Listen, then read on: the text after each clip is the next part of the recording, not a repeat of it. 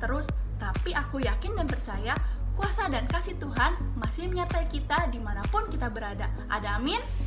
Nah teman-teman, aku mau tahu nih seberapa excited dan seberapa siap kalian untuk memulai ibadah kita pada hari ini. Makanya aku mau tes dulu nih ya. Coba aku hitung 1-3, kalian jawab yes, yes, yes. Oke, coba ya. 1, 2, 3. Yes, yes, yes. Kayaknya gak kedengeran, diulangin ya.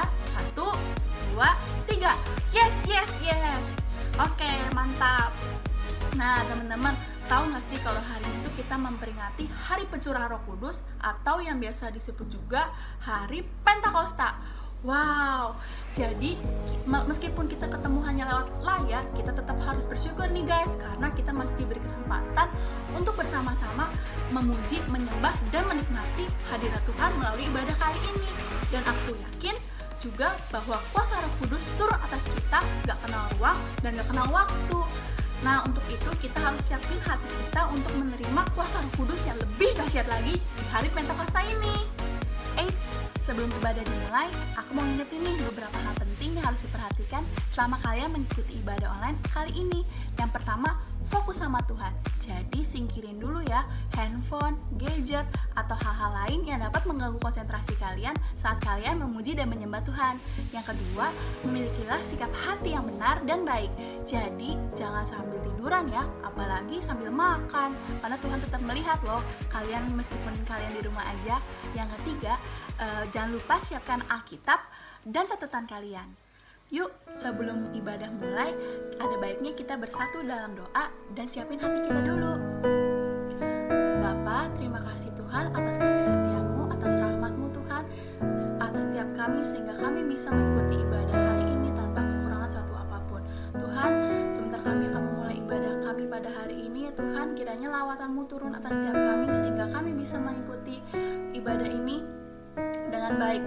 Dan kami mohon Tuhan lawatan-Mu turun atas setiap kami sehingga kami bisa merasakan hadirat-Mu hadir di tengah-tengah kami dalam ibadah kali ini ya Tuhan. Pimpin, jaga, sertai kami, siapkan hati dan pikiran kami agar kami bisa menyembah dan memuji Engkau dalam roh dan kebenaran. Sembunyikan kami di balik salib-Mu agar nama-Mu saja yang dimuliakan dan diagungkan Tuhan. Berkati setiap orang yang terlibat dalam ibadah kali ini ya Tuhan, tim PPW yang bertugas dan pembawa firman-Mu yaitu Ko Eradi Chandra ya Tuhan, biarlah setiap perkataan yang diucapkan hanya berasal daripada-Mu ya Tuhan. Terima kasih Tuhan, berkati juga kami sebagai pendengar firman-Mu juga agar kami bisa menerapkan firman-Mu dalam kehidupan kami sehari-hari.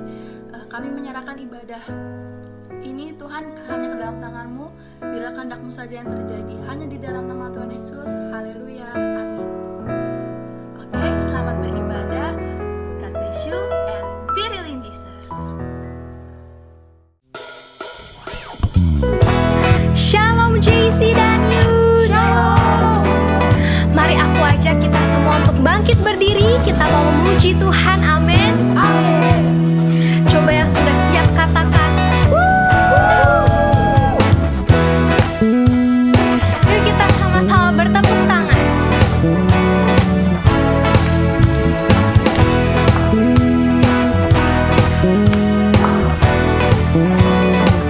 Lord, you are good. Lord, you are good and your mercy endureth forever. Lord,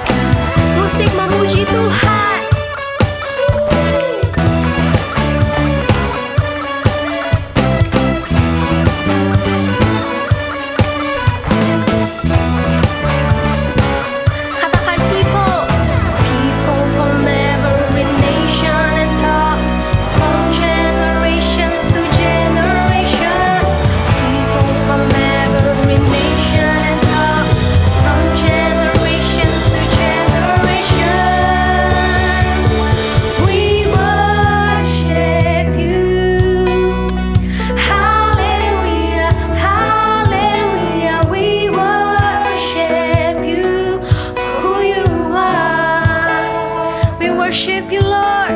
We worship you. Hallelujah.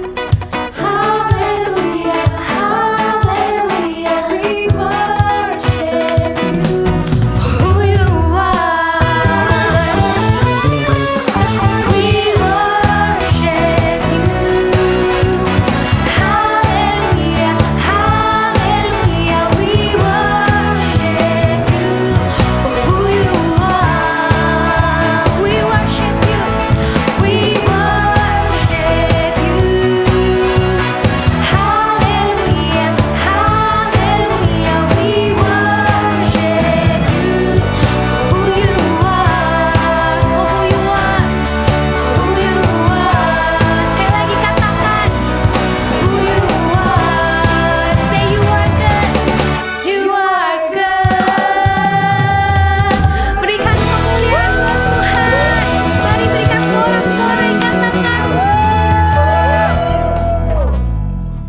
terpujilah Engkau Tuhan selama-lamanya, sebab Engkau Allah yang baik dalam hidup kami. Yang merasakan kebaikan Tuhan, mari kita sama-sama katakan amin. Teman-teman dipersilakan untuk duduk kembali. Kita siapkan hati kita mau mendengarkan firman Tuhan.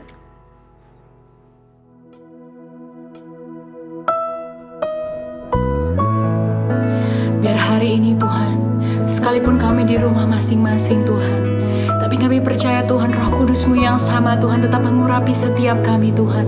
Roh Kudus-Mu yang sama Tuhan Yesus tetap ada dalam setiap penyembahan kami Tuhan Yesus. Sebab ini kerinduan hati kami Tuhan untuk selalu menyenangkan Engkau Tuhan. Terima kasih Tuhan Yesus. Come Holy Spirit, fall on me now. I need your anointing, come in your power.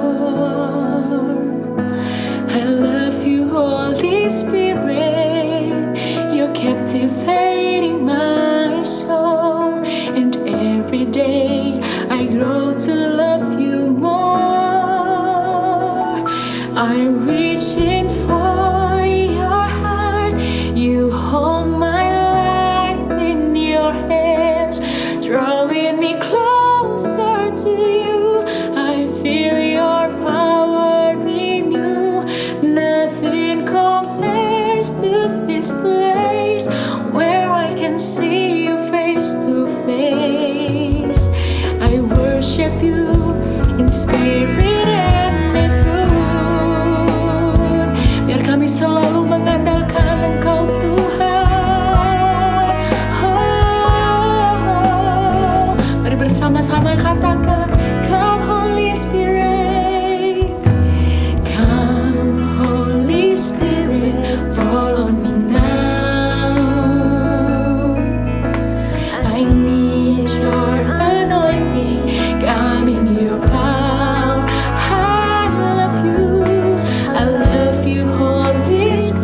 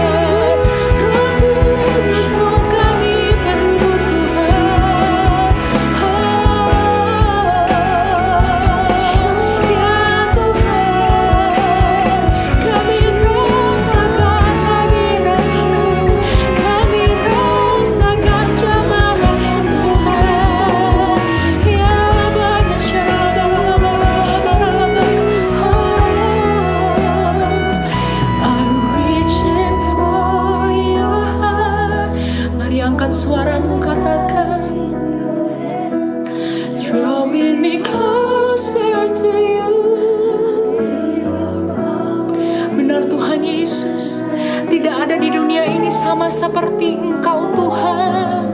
Tidak ada selain Engkau Tuhan Yesus. Sebab itu kami menyembah-Mu Tuhan. I'm reaching for your heart. Yes, Jesus. Dengar setiap seruan hati kami Tuhan Yesus. Kami mau selalu mengandalkan Engkau Tuhan. Yes, Jesus. When I can see you face to face, I worship you in spirit and in truth.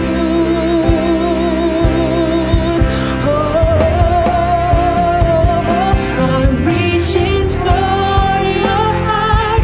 You hold my life in your hands, drawing me closer to you. I feel your power in you. Nothing compares to this place where I can see you face to face. I worship you in spirit and in truth. I worship you in spirit and in truth. I worship you in spirit and in truth. Mari sekali lagi angkat suaramu, sembah Tuhan, bawa yang terbaik, bawa yang terbaik. Yes, Jesus. Roh Kudus menjamah setiap kami Tuhan, memulihkan hati kami, menyembuhkan kami Tuhan, memulihkan kami Yesus. Biar kami yang datang Tuhan dengan hati yang berbeban keras Tuhan, tapi hari ini kami percaya Tuhan, Roh Kudus-Mu Tuhan, Roh Kudus-Mu yang telah menjamah setiap kami Tuhan, menjamah setiap kami Tuhan, menjamah setiap hati kami, menjamah setiap luka kami, Kau satukan kami Tuhan Yesus. Kami mau selalu mengandalkan Engkau. Ya Rabbah, ya Syarabah, mari saya undang buat teman-teman yang bisa berbahasa roh, sama-sama kita angkat bahasa roh kita, berbahasa roh, bangun roh kita sama Tuhan, bangun roh sama Tuhan. Naikkan sembah-Mu yang terbaik. Ya Rabbah, ya Syarabah, ya Rabbah, ya Syarabah, ya Rabbah, ya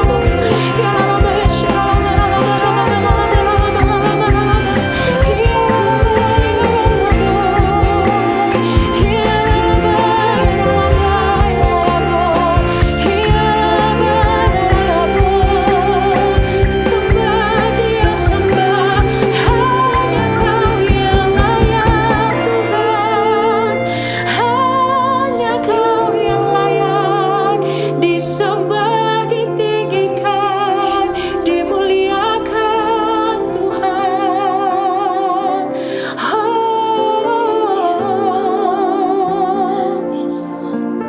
Yes, Jesus. Kami terus mau mengandalkan Engkau Tuhan dalam setiap hidup kami Tuhan, hadirat-Mu. Let your spirit fill this place, sweet spirit, fill my heart. Let your presence fill this place as we worship you, as we worship you. Let your spirit fill this place. Jamah kami Tuhan Yesus. Let your presence, Lord, fill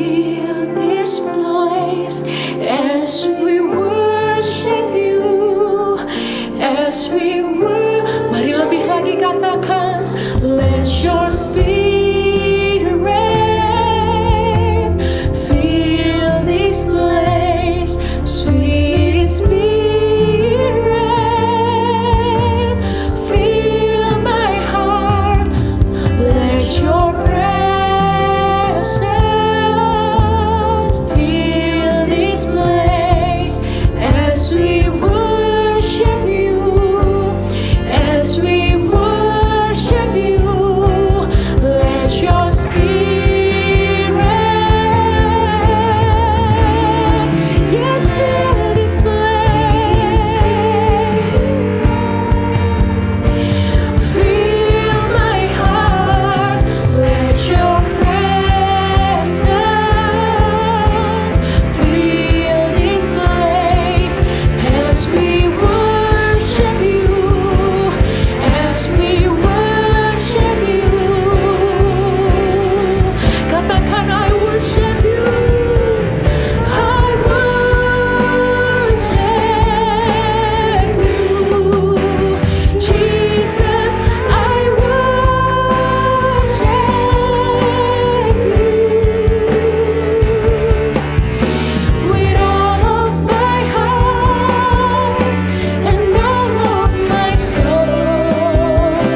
I love you, I love to worship you. I worship Jesus, Jesus, I worship you with all of my heart and all of my soul. I love you, I love to worship you. I love you, Lord. I love you, I love to worship you. I love you, Lord. I love you. I love to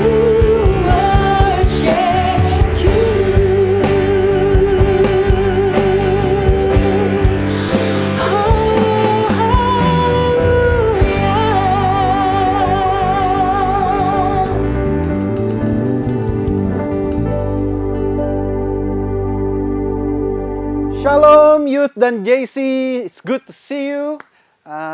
Bersama saya Kak Eradi, saya akan membagikan firman Tuhan hari ini untuk teman-teman yang sedang beribadah secara online, baik pada hari Minggu ini atau mungkin akan mengikuti siaran ulangan. Tapi sebelumnya mari kita bersatu dalam doa. Bapa dalam surga, kami berdoa supaya Tuhan boleh beracara di waktu ke depan ini. Kami berdoa Tuhan supaya Tuhan boleh mengurapi pembicara dan pendengar. Dari semua orang-orang yang bisa mendengarkan suara saya, Tuhan hamba berdoa Tuhan berbicara kepada mereka. Biar kiranya Tuhan, aku boleh berlindung di dalam salib-Mu Tuhan, di balik salib-Mu. Biar Tuhan Kau beracara kepada mereka. Pakai mereka sejak mereka masih muda Tuhan Yesus. Hamba berdoa. Terima kasih. Biar firman-Mu menguatkan, meneguhkan, menyembuhkan kami semua hari ini. Dalam nama Yesus. Haleluya. Amin. Teman-teman, bagi yang belum kenal saya, izinkan saya memperkenalkan. Saya adalah Eradi, saya Kak Eradi bersama istri saya Kak Evi. Kami melayani bersama-sama di komunitas dewasa muda di 2PM GBI PRJ, sebuah komunitas yang luar biasa di mana Tuhan sedang bekerja dengan luar biasa hari ini. Tetapi sebelum dari 2PM, saya adalah gembala dari 316 Youth Ministry, sebuah pelayanan anak muda di GBI PRJ yang luar biasa. Dan hari ini dipimpin oleh Kak Juan dan juga tim yang ada, sungguh luar biasa. Mereka adalah orang-orang yang dahsyat. Senang sekali bisa membagikan firman Tuhan hari ini, karena hari ini kita merayakan tentang Pentakosta, hari di mana pencurahan Roh Kudus itu terjadi atas murid-murid Tuhan di atas loteng di Yerusalem itu. Hari ini khotbah saya berikan title Fire Restoration. Fire Restoration. Saya bagikan beberapa ayat firman Tuhan di Kisah Para Rasul 2. Ayat 1-4 dikatakan, ketika tiba hari Pentakosta, semua orang percaya berkumpul di satu tempat. Tiba-tiba turunlah dari langit suatu bunyi seperti tiupan angin keras yang memenuhi seluruh rumah di mana mereka duduk. Dan tampaklah kepada mereka lidah-lidah seperti nyala api yang bertebaran dan hinggap pada mereka masing-masing. maka penuhlah mereka dengan Roh Kudus. Lalu mereka mulai berkata-kata dalam bahasa-bahasa lain, seperti yang diberikan oleh Roh itu kepada mereka untuk mengatakannya. Teman-teman yang dikasihi Tuhan, adik-adik, firman Tuhan ini adalah firman Tuhan yang luar biasa. Dan saya percaya hari ini pada saat kita merayakan pencurahan Roh Kudus, saya berdoa bahwa ini juga terjadi di antara kita. Bukan hanya pada saat murid-murid Tuhan Yesus menunggu jawaban doa mereka di atas loteng di Yerusalem. Tetapi hari ini, saya berdoa kita semua mengalami Tuhan. Kita semua dilawat oleh Roh-Nya. Berbicara tentang pencurahan Roh Kudus atau baptisan Roh Kudus, teman-teman, mungkin ini kerasa asing buat kita. Apa sih baptisan Roh Kudus? Mungkin ada teman-teman yang bertanya-tanya, kenapa sih di gereja karismatik atau di GBI atau di GBI PRJ itu kadang-kadang orang berbahasa roh. Apakah berbahasa roh itu alkitabiah atau tidak?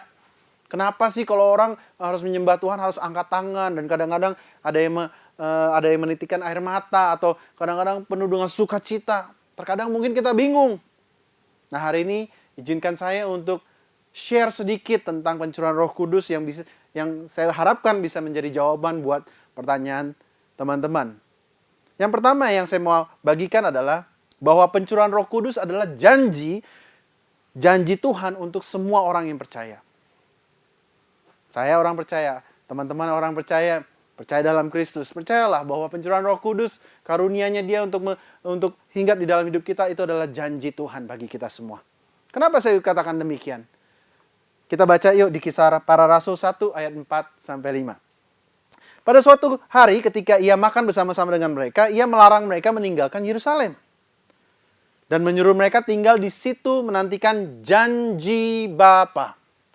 Yang demikian katanya, telah kamu dengar daripadaku, sebab Yohanes membaptis dengan air, tetapi tidak lama lagi kamu akan dibaptis dengan Roh Kudus. Kata Tuhan Yesus. Jadi teman-teman yang sudah dibaptis oleh air, that's very good. Congratulations. Tetapi ternyata ada satu tahapan lagi. Seperti kata Tuhan Yesus, bahwa Yohanes membaptis dengan air, tetapi dia akan membaptis kita dengan Roh Kudus. Nah, hari ini kita akan bahas tentang baptisan Roh Kudus. Yang pertama, baptisan Roh Kudus bukan hanya milik gereja karismatik. Bukan milik gereja Pentakosta. Tetapi firman Tuhan dengan jelas tadi sudah dikatakan bahwa murid-murid sedang menanti janji Bapa. Dan murid-murid itu saya percaya adalah orang-orang percaya. Sama seperti teman-teman dan saya, orang-orang percaya. Yang artinya, baptisan Roh Kudus itu available for everyone that believes in Jesus. Mungkin kau berkata, itu bukan aku kok. Mungkin aku hanya tidak bisa berbahasa roh. It's okay, but I'm just telling you that Tuhan punya janji. Dan janjinya, firman Tuhan katakan adalah janjinya ya dan amin. Kenapa saya bisa katakan gitu? Karena kita bisa menilai seseorang pribadi seperti Tuhan. Kita bisa lihat janjinya itu ya dan amin itu dari track recordnya dia.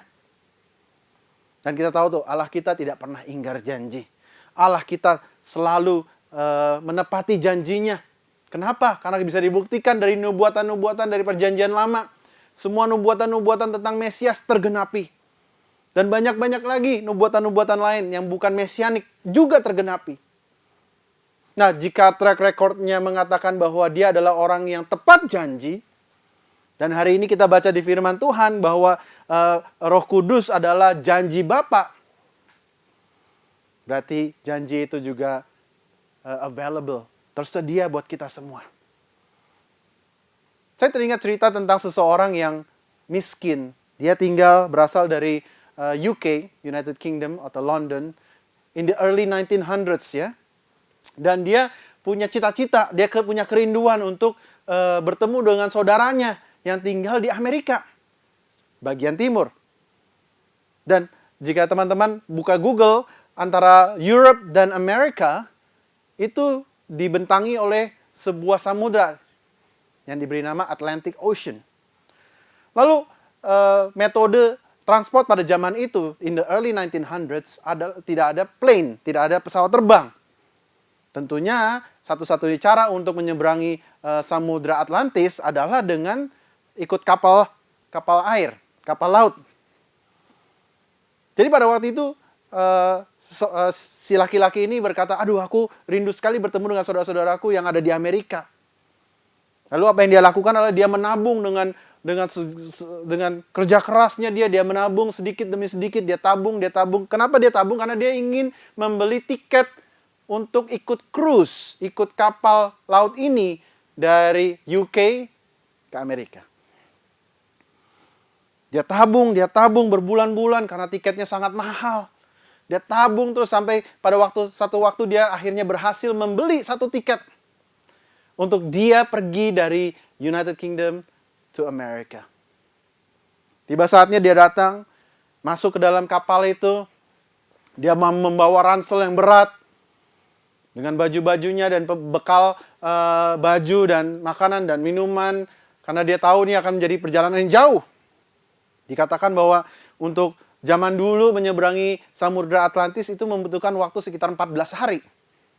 Akhirnya dia ikut cruise itu. Dia ada di depan deck. Dan anehnya, setiap kali jam makan tiba, apakah itu jam 12 siang atau jam 7 malam, atau breakfast time, si pria ini yang miskin ini, dia keluar ke deck kapal. Apa yang dia lakukan adalah simple. Dia buka tasnya, lalu dia keluarkan biskuit dan cheese, yaitu keju. Biskuit dan keju. Lalu dia makan pada saat breakfast, pada saat lunch, pada saat dinner. Dia makan biskuit dan cheese. Biskuit dan cheese. Tetapi yang menarik adalah setiap kali dia makan biskuit dan cheese, dia melihat, wah, itu orang-orang kaya enak juga ya. Bisa makan di dalam dengan enak. Di dalam cruise. Wah, tapi nggak apa-apalah. Aku sudah menabung dengan luar biasa. Menabung, yang penting saya bisa sampai ke Amerika ketemu dengan saudara-saudaraku. Dia makan keju, dia makan biskuitnya, crackers and cheese, dia makan. Sambil dia kadang-kadang lihat peserta-peserta lain yang ikut dalam kapal itu makan di dining hall dengan luar biasanya, dengan ayam, dengan ikan, dengan makanan yang melimpah. Menjelang sekitar 2 hari sebelum dia sampai ke benua Amerika, ada seorang bapak-bapak menghampiri dirinya. Dia berkata, Pak, saya penasaran Pak.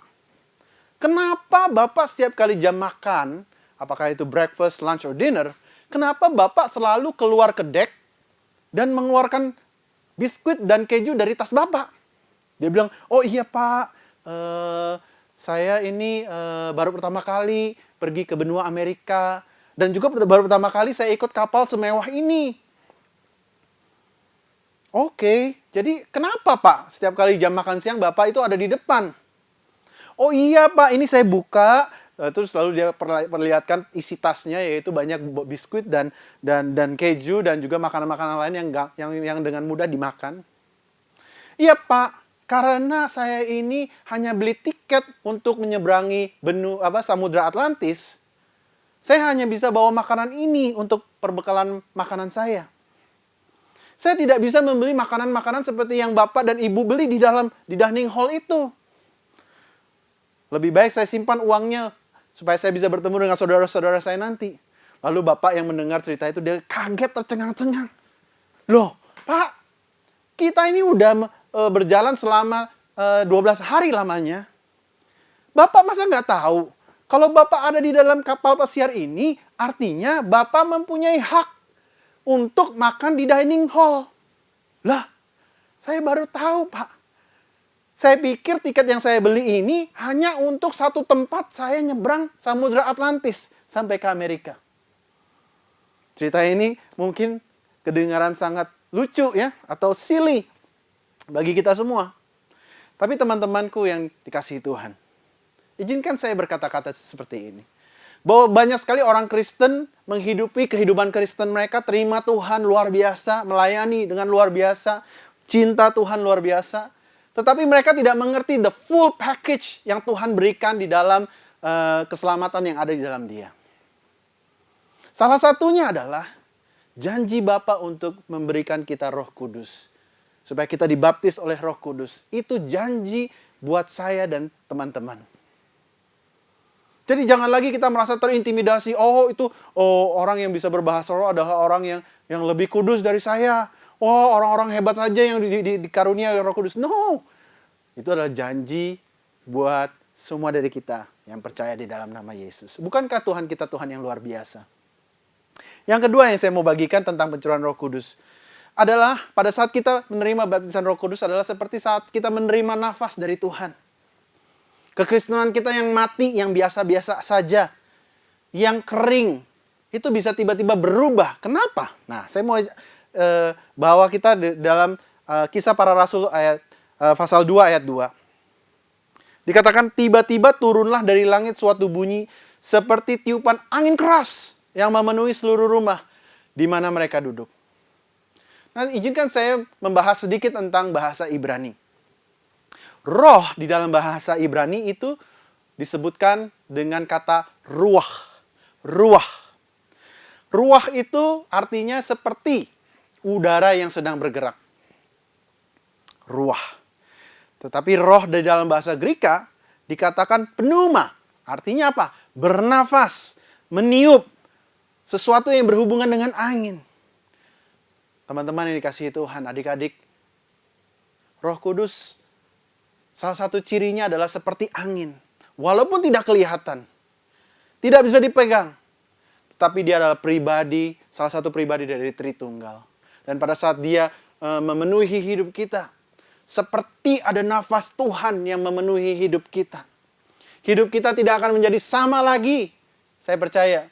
Hidup kita akan menjadi lebih luar biasa. Kekristenan kita tidak lagi menjadi kekristenan yang hanya black and white dan hanya membosankan atau hanya sekedar agamawi. Tetapi kekristenan kita menjadi kekristenan yang dinamis. Saya bawa kembali kepada Kejadian 2 ayat 7. Dikatakan ketika itulah Tuhan Allah membentuk manusia itu dari debu tanah dan menghembuskan nafas hidup ke dalam hidungnya. Demikianlah manusia itu menjadi makhluk yang hidup.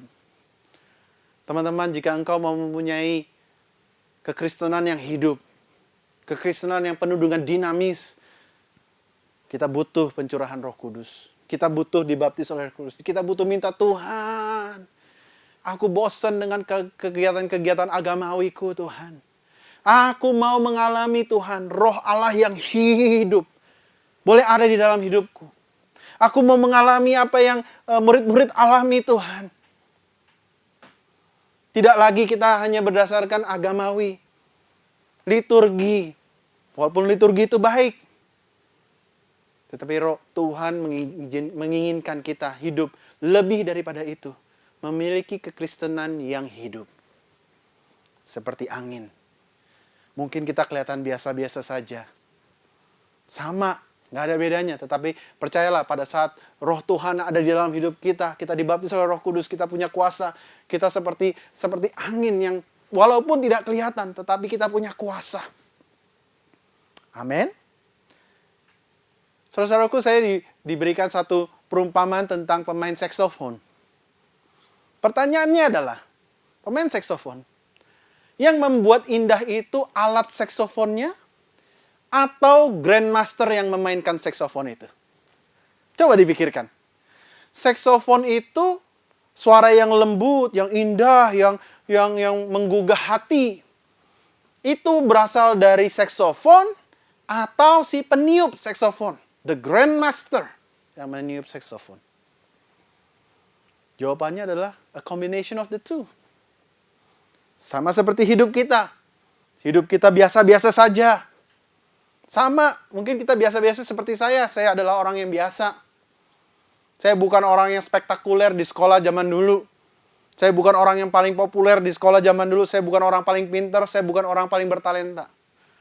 Tetapi pada saat Tuhan memenuhi hidupku, pada saat aku dibaptis Roh Kudus pada saat itu, many years ago, tidak akan pernah saya lupakan.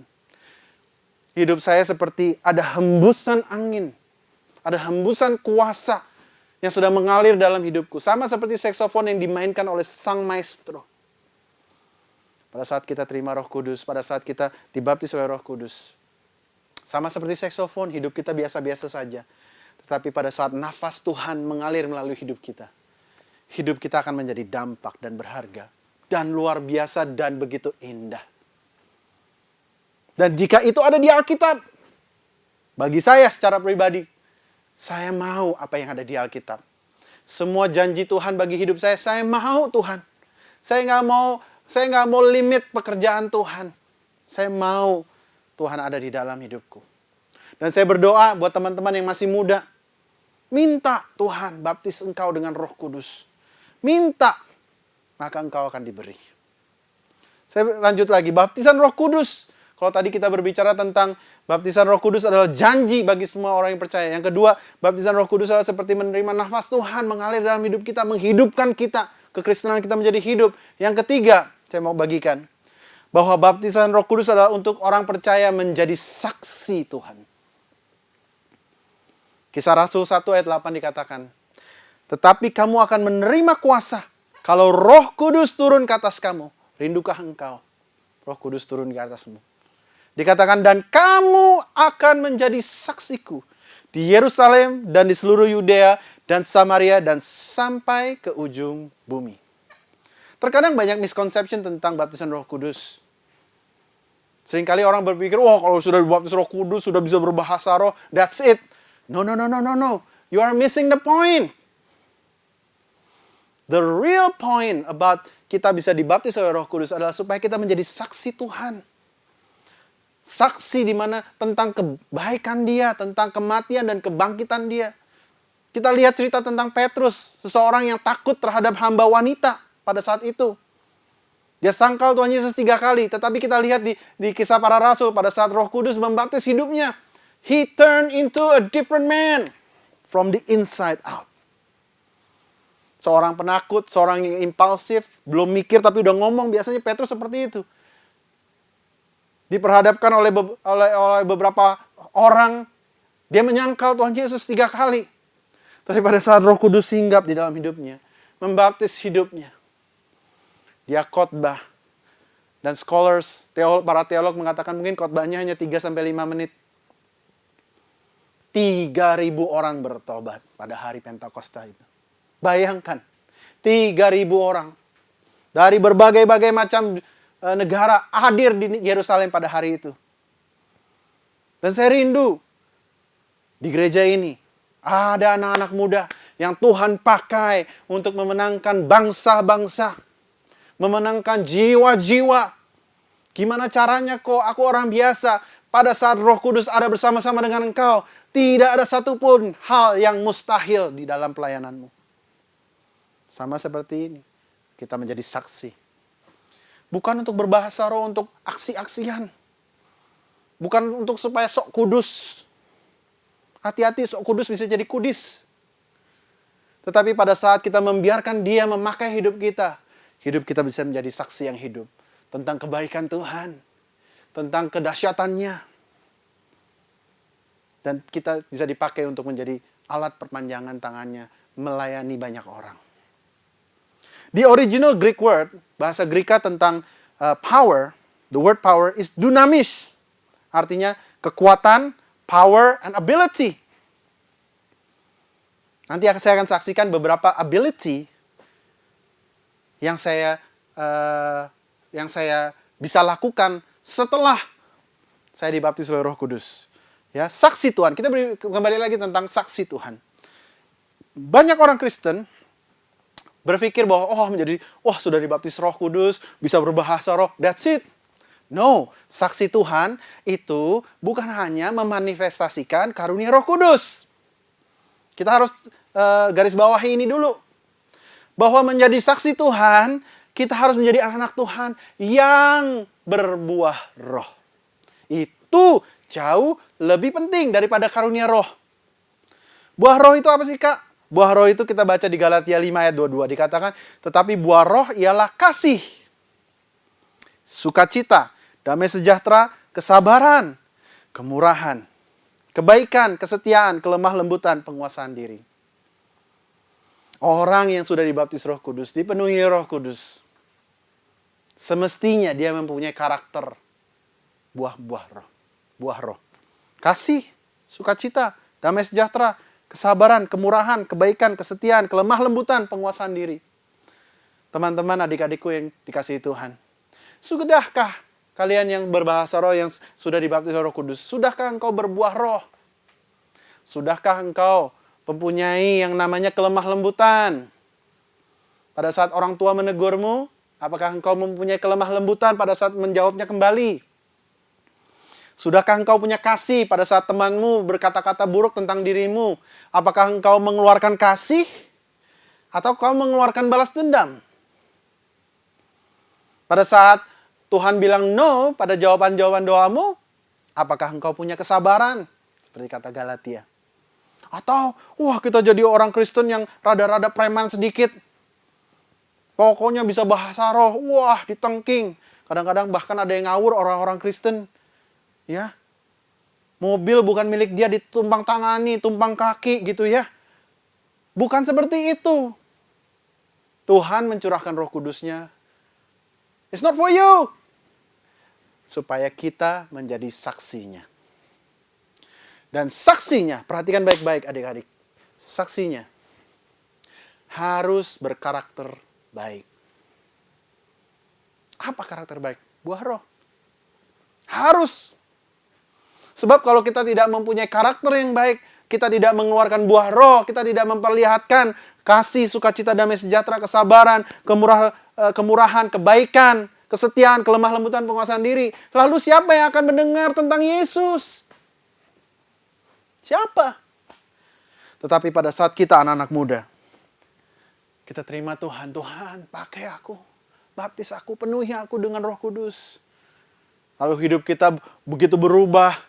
Kita tertanam di dalam firman Tuhan. Kita makan makanan rohani yang sehat. Lalu kita mengeluarkan secara otomatis buah-buah roh, karakter itu keluar dengan baik.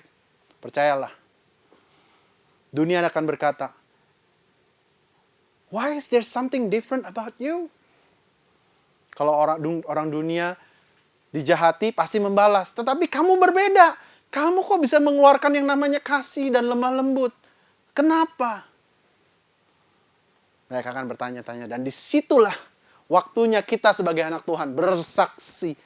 Ya, saya begini bukan karena kebisaan saya, kebaikan saya. Tetapi karena Yesus terlebih dahulu mengasihi saya. Karena Yesus terlebih dahulu menebus dosa-dosa saya di atas kayu salib.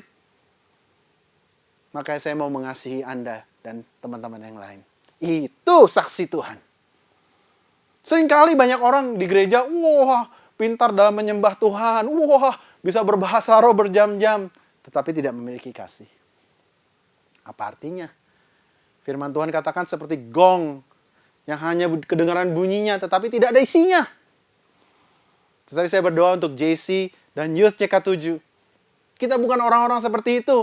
Kita bukan orang-orang yang pintar nyanyi saja.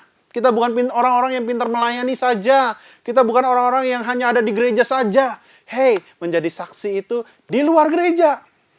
Di sekolahmu, di keluargamu. Jadi saksi dengan mengeluarkan buah roh. Yang kedua, dan saya akan bahas ini. Seringkali juga yang bagian kedua ini sering ditinggalkan dalam pengajaran-pengajaran. Yaitu begini.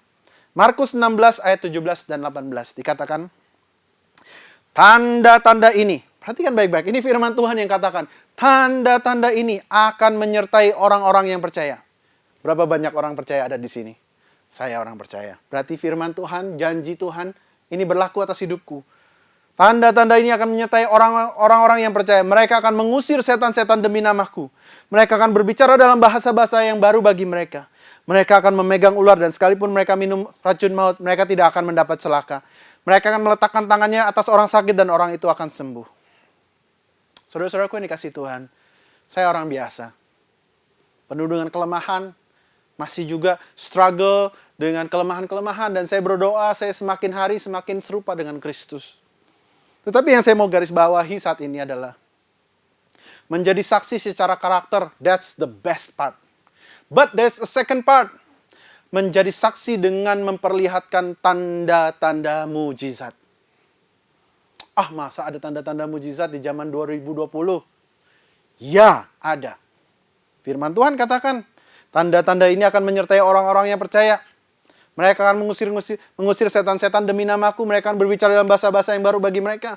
Mereka akan memegang ular dan sekalipun mereka minum racun maut, mereka tidak akan mendapat celaka. Mereka akan meletakkan tangannya atas orang sakit dan orang itu akan sembuh. Kalau boleh saya bersaksi sedikit tentang pelayanan saya. Kembali lagi, ini segala kemuliaan bagi nama Tuhan. Bukan karena kehebatan saya, tetapi sungguh-sungguh saya percaya ini kuasa Roh Kudus yang sedang bekerja memakai saya seorang saksofon yang mati ini. Dia menghembuskan nafasnya melalui hidup saya supaya pelayanan saya itu mempunyai power, mempunyai dampak. Karena Roh Kudus bekerja. Saya akan bersaksi tentang dua hal. Kalau teman-teman baca di 1 Korintus 12, orang-orang yang dipenuhi Roh Kudus, mereka akan mempunyai beberapa karunia-karunia Roh Kudus. Kadang-kadang ada yang punya satu, ada yang punya beberapa, silakan dibaca. Tetapi saya mau izinkan saya bersaksi tentang dua hal. Saya bisa berbahasa roh, itu salah satu karunia yang Tuhan berikan bagi saya. Karunia yang luar biasa dan teman-teman minta Tuhan. Minta Tuhan karunia itu. Berbahasa roh. Tetapi saya mau bersaksi tentang karunia, tentang pengetahuan yang Tuhan berikan di dalam hidup saya. Pernyataan pengetahuan. Suatu hari saya mengundang teman-teman saya dari Bandung. Pastor Jessica Abraham dan suaminya, Pastor Bonar Tanujaya, datang melayani di 316 Youth Ministry di GBI PRJ. Pada saat mereka melayani Tuhan, saya waktu itu bersyukur sekali mereka mau melayani 316 karena saya bisa minggu itu menjadi jemaat saja. Menikmati hadirat Tuhan, beribadah dengan baik.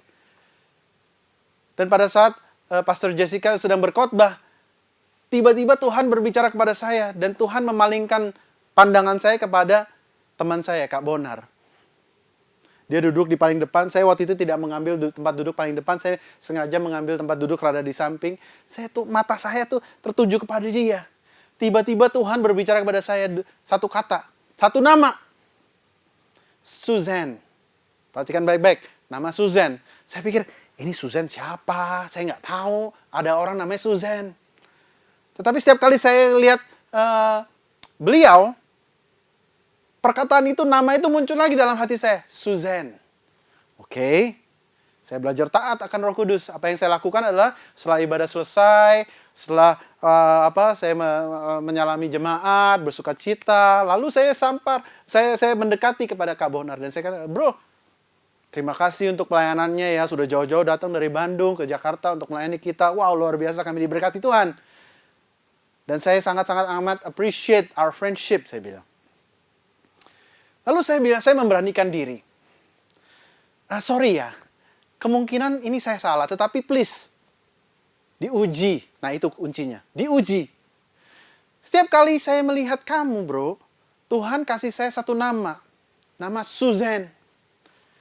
Does the word Suzanne mean anything to you? Apakah nama Suzanne ini mempunyai sesuatu arti buat kamu? Terus Kak Bonar bilang, enggak. Saya pikir, saya salah ngomong nih. Oke. Oh, kalau salah mungkin sorry ya. Mungkin saya salah. It's okay. But, boleh nggak saya berdoa buat kamu? Saya bilang begitu. Saya doakan dia. Tuhan, berkati dia. Saya berkati pelayanannya. Saya berkati rencananya waktu itu ya. Sedang membangun keluarga, baru menikah. Lalu saya berkata-kata nubuat. Saya bilang, Tuhan akan bawa engkau bertemu dengan orang-orang yang akan membantu dirimu. God will connect you with people that will help you in your daily activities. Dan saya juga ada bernubuat tentang beberapa hal dalam pelayanannya dia di gereja. Anyway, long story short, saya berdoa, saya berkati dia dengan genuine love, nggak ada embel-embel. Saya bilang, thank you ya bro, sorry kalau saya salah, but please, diuji ya. Oke bro, dan puji Tuhan dia juga seorang Kristen yang dewasa. Dia bilang, oke, thank you for the prayer. Kami akan pulang ke Bandung sore ini. Thank you so much. Anyway, long story short, besokannya hari Senin saya ingat sekali. Saya sedang bersama dengan kakak saya, kita lunch time. Ya, biasanya kalau Senin siang atau Senin pagi sebelum masa COVID ini saya meluangkan waktu saya untuk keluarga saya. Karena hari Minggu biasanya saya pelayanan dari pagi sampai sore. Saya sedang makan siang bersama kakak saya. Tiba-tiba Kak Bonar itu WA saya. Bro, oh yes bro, how are you? Udah di Bandung ya? Gitu kan saya bilang. Dia tiba-tiba pertanyaan pertama dia begini. Kemarin kamu bilang apa tentang Suzanne? Nah loh. Saya bilang kayaknya Suzanne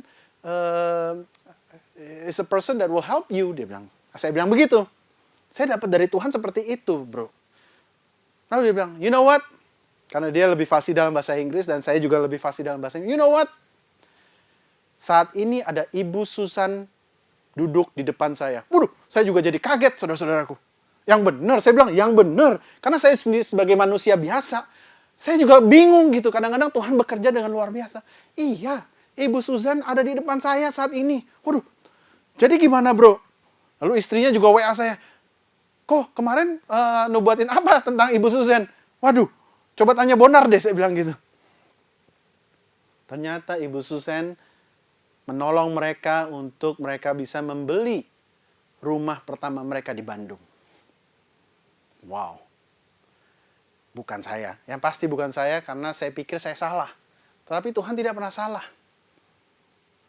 Pada saat kita melayani dengan kuasa Roh Kudus, tanda-tanda heran dan mujizat itu bisa mengikuti kita. Menjadikan kita saksi Tuhan, menyatakan kebaikan Tuhan. Ingat, menjadi saksinya dia loh ya, bukan menjadi saksi diri sendiri. Bukan menjadi pelayanan yang egosentrik, tetapi menjadi pelayanan yang begitu dahsyat, menyatakan kemuliaan nama dia. Teman-teman yang dikasihi Tuhan, fire restoration. Jika engkau sudah lama melayani Tuhan and you feel burn out, kering, maybe you need one more touch of the power of the Holy Spirit. Sekali lagi jamahan dari Tuhan. Jika itu engkau, angkat tanganmu. Saya tahu ini ibadah stream, tapi saya percaya Tuhan tidak akan dibatasi oleh ibadah streaming. Angkat tanganmu, Tuhan, aku mau sekali lagi dilawat Tuhan. Bagi teman-teman yang belum dipenuhi Roh Kudus, mungkin kau angkat tanganmu saat ini. Minta Tuhan, bukan minta kepada saya, minta Tuhan. Jika kita minta roti, masakah dia berikan yang lain? Jika kita minta ikan, masakah dia berikan yang lain? Bapa adalah Bapa yang baik. Minta Roh Kudus. Sambara kata basaka radadadar kata rabasike. Halalabatarabashika rabalalala. Harabatarabalabalabalabalabala. Hamba berdoa Tuhan. Hamba selesai berbicara, tetapi Engkau Roh Kudus, Engkau terus melayani kami Tuhan. Termasuk hambamu sendiri, bahwa tanpa Engkau aku tidak bisa berbuat apa-apa. Hamba berdoa Tuhan buat saudara-saudaraku, adik-adikku yang mendengarkan dan menonton streaming ini Tuhan. Tuhan lawat mereka dalam nama Yesus. Lawat mereka Tuhan. Lawat mereka Tuhan. Lawat dimanapun mereka berada saat ini Tuhan. Jamah mereka Tuhan. Jangan kau lewatkan mereka Tuhan. Biar kiranya Tuhan mereka dipenuhi oleh kuasa yang dari Tuhan. Roh Allah boleh berhembus di dalam hidup mereka.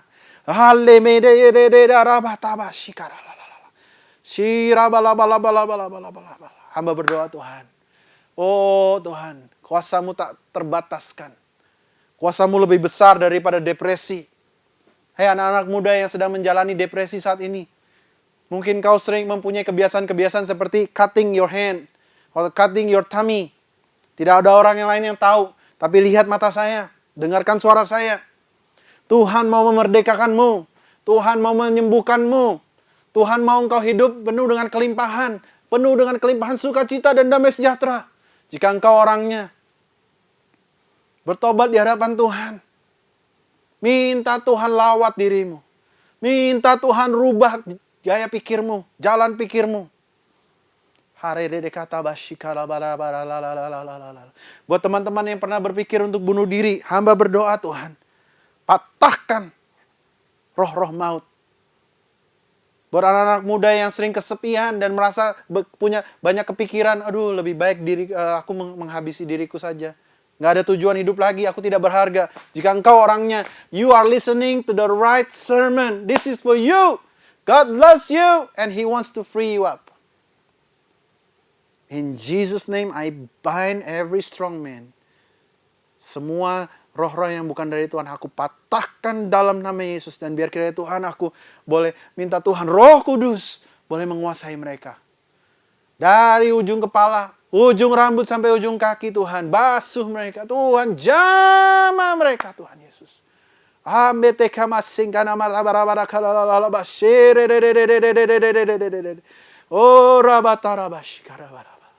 Thank you, Jesus. Oh, Jesus, thank you. In Jesus' name. Amin. Saudara-saudaraku yang dikasih Tuhan, anak-anak Tuhan yang dikasih Tuhan. Jika engkau dipenuhi Roh Kudus barusan, atau jika engkau merasa Tuhan berbicara kepadamu, atau mungkin engkau mendapatkan mujizat dari Tuhan, jangan lupa untuk menjadi saksi buat Tuhan. Ceritakan kepada teman-temanmu, ceritakan kepada anggota kulmu, ceritakan pada pemimpin youthmu, pemimpin JC-mu, ceritakan tentang kebaikan Tuhan. Karena Roh Tuhan diberikan kepada kita supaya kita menjadi saksi, supaya kita bisa berbuah Roh, dan juga mempunyai karunia Roh yang disertai dengan tanda dan mujizat. Shalom, Tuhan Yesus memberkati. Shalom, anak-anak muda generasi Yeremia.